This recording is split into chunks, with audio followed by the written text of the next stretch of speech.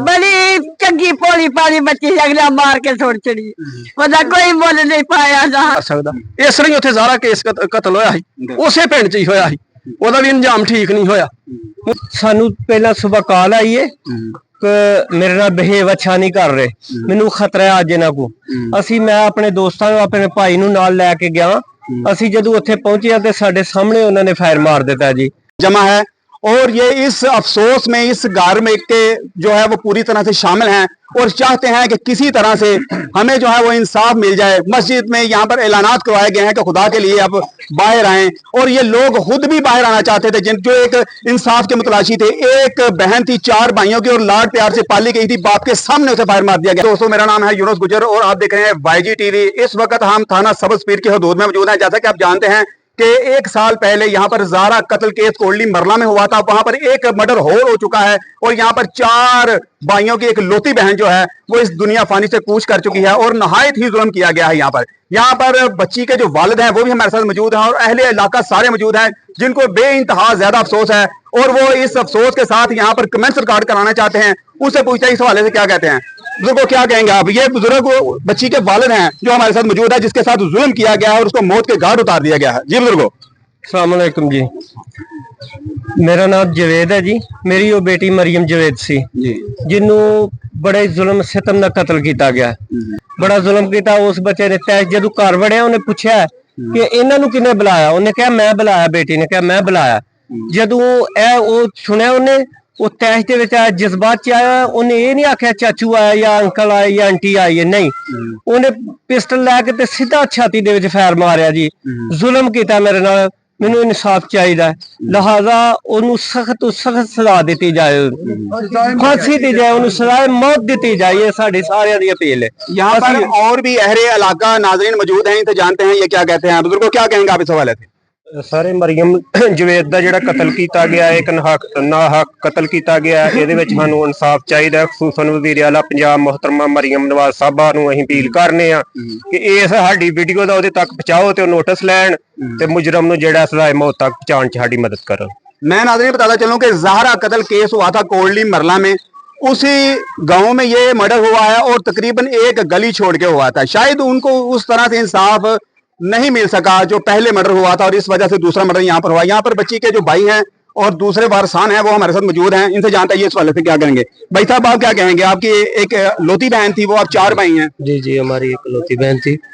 हम लोग तो बाहर रहते हैं तो बड़े प्यार से, बड़े लाड से, बड़े नाजों से पाली थी। बस हमारे तो जिगर का टुकड़ा इन लोगों ने खोल दिया। तो हमारी आला हकाम से अपील है, हुकूमत पाकिस्तान से, अदारों से इंसाफ दिया जाए।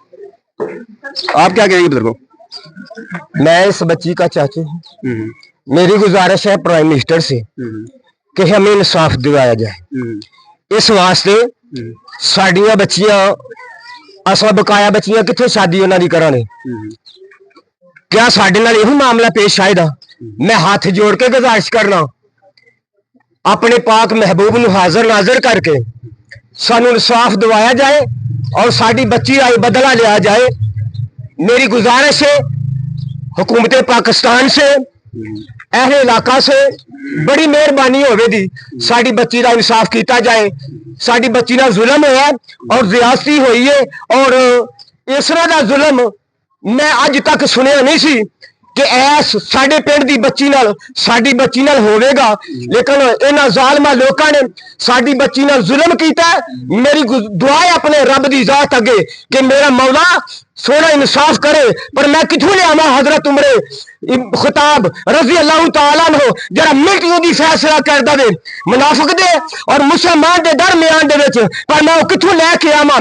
मुअज़्ज़ज़ से वो जमाने में मुसलमान होकर हम ज़लीलो खार हुए हैं तार के कुरान होकर। असा लोका कुरान दा दामन छड़िया, सानू बच्चियां दी कदर दा पता नहीं। असा लोका कुरान दा दामन छड़िया, सानू बुजुर्गां दी इज्जत ते अदब दे एहतराम दा पता नहीं। मेरे दोस्तों दुआ करो खुदा ताला दी जात इस मुल्क पाकिस्तान ते करम फरमाए। ते मैं मरियम नवाज अगे हाथ जोड़ के गुजारिश करना, मेरी अजीज है, मेरी बहन है, मैं गुजारिश करूंगा साडी बेटी दा हक करे, सानू इंसाफ दिवाए। अल्लाह ताला हम यूनास जी जी क्या कहना चाहता है? कोई लेडीज में को बोलना चाह रहा है? बेटा ਮਰ ਜਾਂਦਾ ਇਨਸਾਫ ਚਾਹੀਦਾ। ਬੜੀ ਚੰਗੀ ਭੋਲੀ ਭਾਲੀ ਬੱਚੀ ਅਗਲਾ ਮਾਰ ਕੇ ਸੁੱਟ ਚੜੀ, ਉਹਦਾ ਕੋਈ ਮੁੱਲ ਨਹੀਂ ਪਾਇਆ ਨਾ। ਬੱਚੀ ਸਾਡੀ ਮਾਰ ਇੱਕ ਬੱਚੀ ਚੌਂ ਭਰਾਵਾਂ ਦੀ ਇੱਕ ਮਾਂ ਲੱਗ ਗਈ ਸੀ। ਉਹਨਾਂ ਜ਼ਾਲਮਾਂ ਵੀ ਨਹੀਂ ਸੋਚਿਆ ਮਾਂ ਕੀ ਕਰੇ ਦੀ ਭਾਈ ਕੀ ਕਰਨ ਦੇ। ਸਾਨੂੰ ਇਨਸਾਫ ਚਾਹੀਦਾ। ਬੱਚਾ ਤੁਸੀਂ ਭੈਣਾ ਕੱਟਾ ਦਾ ਬਦਲਾ ਸਾਡੀ ਮਦਦ ਕਰੋ, ਸਾਡੀ ਮਦਦ ਕਰੋ। जमा है और ये इस अफसोस में इस गार्मिक के जो है वो पूरी तरह से शामिल हैं और चाहते हैं कि किसी तरह से हमें जो है वो इंसाफ मिल जाए। मस्जिद में यहाँ पर ऐलानात करवाए गए हैं कि खुदा के लिए अब बाहर आएं, और ये लोग खुद भी बाहर आना चाहते थे जिन जो एक इंसाफ के मुतलाशी थे। एक बहन थी 4 भाइयों की और लाड प्यार से पाली गई थी, बाप के सामने उसे बाहर मार दिया गया है। यहाँ पर हमारे साथ कुछ और दोस्त मौजूद हैं गाँव वाले, वो भी अपने कमेंट्स रिकॉर्ड करवाना चाहते हैं। उनसे जानते हैं वो इस हवाले से क्या कहते हैं। भाई क्या कहेंगे? अस्सलाम वालेकुम, मेरा नाम खालिद है। मेरे चाचू ने अजीज ने मैं कैरी डब्बा रखा है, अक्सर मैं ही उत्थे आंदा जांदा रहिंदा। एक साल च तकरीबन 5-6 दफा मैं उत्थे आया, लेकिन सानू इन्हां दी सूरत हाल दा नहीं पता कि इन्हां कोल असला है इन्ना। जदों जाके बहीदा इन्हें बैठ के बड़ी हैरानगी हुंदी असला वेख के, ते अक्सर आउंदियां चाचू ने कहीदा कि यार इन्हां कोल इन्ना असला है ते कोई ठीक नहीं मामलात लगदे। तो आंदे हन अल्लाह खैर करे, सानू इन्हां की आखना साडे अपनी चीज, लेकिन ओही असला साडे ते इस्तेमाल होया। इन्हां नूं तलाह गई है ते उत्थे गए ने चाचू, असीं ते बाद च गए लेट। इन्हां दे सामने फैर मारिया गया। किन्ना को बंदा जेड़ा ना अफसोस नाल कहा जाता कि एडा बेरहम बंदा ते वालद दे सामने बच्ची नूं फैर मार छड़े। तो साडी ते इहो ही हुण दरखास्त है आला हकाम अगे कि एदा सानू इंसाफ चाहिदा। कतल दा बदला कतल चाहिदा। अगर एक कतल किया गया ओदी सजा सरेआम दी जाए ना, मेरा ख्याल कि ता हयात बंदा कतल नहीं कर सकदा। इस तरह उत्थे सारा केस कतल होया ही, उसे पिंड च ही होया ही, ओदा भी अंजाम ठीक नहीं होया। मुजरम बरी हो गए ने। अगर ये भी बरी हो गए तो फिर साड़ियां बच्चियां दा कौन मुहाफज? एक वाहद रिश्ता हुंदा है ससुराल च खामन दा, जिहदे सिर ते बच्ची ससुराल रह सकदी। ते साडी दरखास्त है मरियम नवाज अगे इहदा नोटिस लिया जाए सख्ती नाल, ते इहनूं कैफे किरदार तक पहुंचाया जाए। और साडी ये रिक्वेस्ट इन्हां अगे कि इहनूं फांसी दी जाए, इस बंदे कड़ी तो कड़ी सजा दी जाए। नादरीन, बच्चियों के जो बढ़ते हुए मामलात हैं और इनके जो मर्डर हैं, इसकी वजह से अवाम इतनी तंग आ चुकी है कि ये लोग रोड पर आने पर मजबूर हो चुके हैं। और आप जानते हैं कि ये देखें कि पूरा गांव, मैं समझता हूं कि 600-700 बंदा जो है यहाँ पर मौजूद है और इनके गम में बराबर का शरीक है। हम आला हुकाम से गुजारिश करते हैं